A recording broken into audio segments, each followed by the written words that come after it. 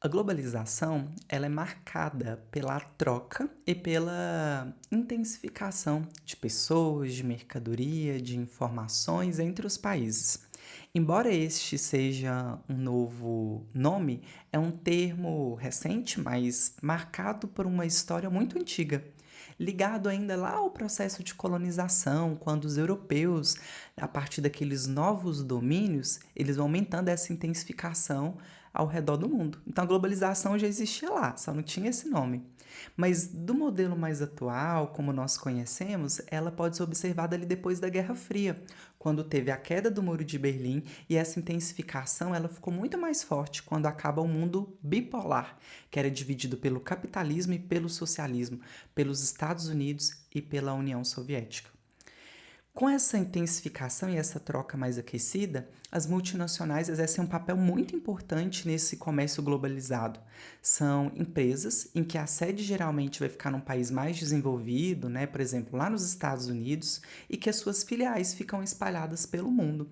Essas filiais geralmente são ligadas ao local que tem uma mão de obra mais barata, que tem um grande mercado para que eles possam atingir, que tem uma matéria-prima que está mais perto e que favorece a sua extração, ou até mesmo que eles recebam incentivos dos outros países para que essa multinacional se instale ali. Elas podem trazer diversos benefícios, como movimentar a economia, gerar emprego, mas alguns malefícios também podem ser observados, como impactos ao meio ambiente e a degradação dos recursos naturais que ali não são preservados. Então, para atender a demanda e desenvolvimento, às vezes tecnológico ou econômico de exploração de recursos, o impacto ambiental é uma das grandes consequências que podem ser observadas.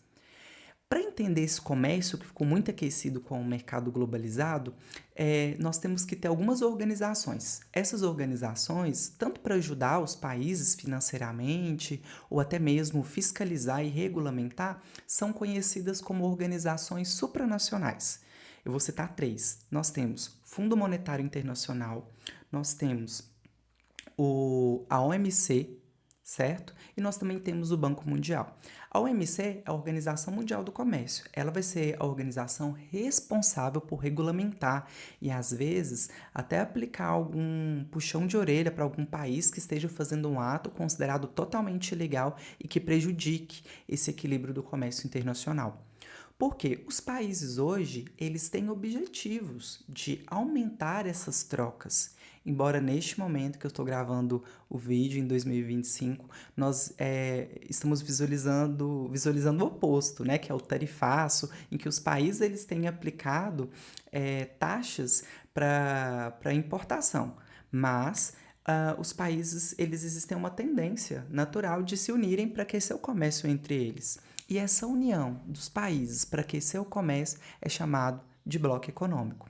Nós temos 4 níveis de bloco econômico.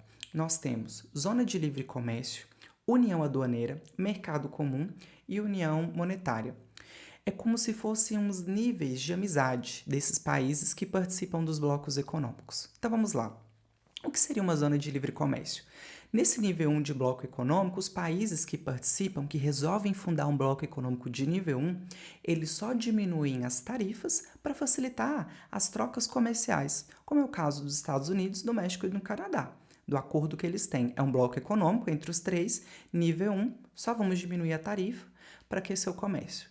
Agora, o nível 2, que é uma união aduaneira, eles trazem a característica desse nível 1, que é diminuir as tarifas para aquecer o comércio, mas além disso eles criam uma taxa. Se você quiser comercializar com alguém que é fora do nosso bloco econômico, tem que pagar uma tarifa externa, que é chamada de tarifa externa comum. Mas por que existe essa tarifa, professor, desse bloco econômico de nível 2?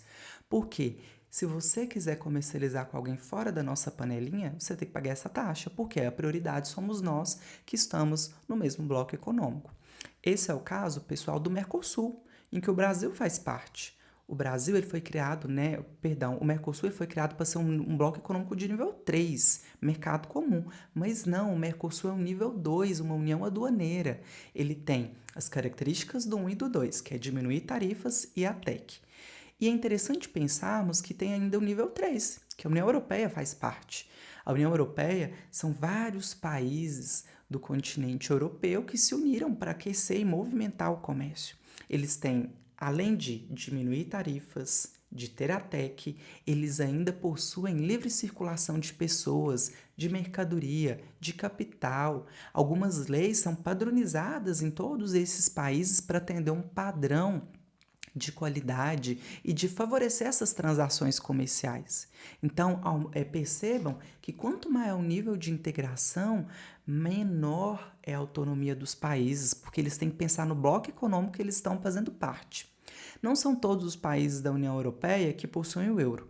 Então, alguns não utilizam a mesma moeda, porque os países da União Europeia que utilizam o euro, eles estão no nível 4 de integração do bloco econômico, que é uma união monetária. É uma política em que eles utilizam uma única moeda que serve ali para favorecer o comércio entre eles. Entre os blocos econômicos mais importantes que vocês podem dar atenção, estudem bastante sobre o Mercosul, que o Brasil faz parte, sobre esse acordo dos Estados Unidos, do México e do Canadá, que era o antigo NAFTA, que com o presidente Trump houve ali uma modificação nas normas e na forma de funcionamento desse bloco econômico. Estudem também sobre a União Europeia. Então, de sugestão, eu deixo esses três para vocês entenderem um pouco mais dessa organização e desse comércio global que existem tantas facetas que precisam ser compreendidas e analisadas.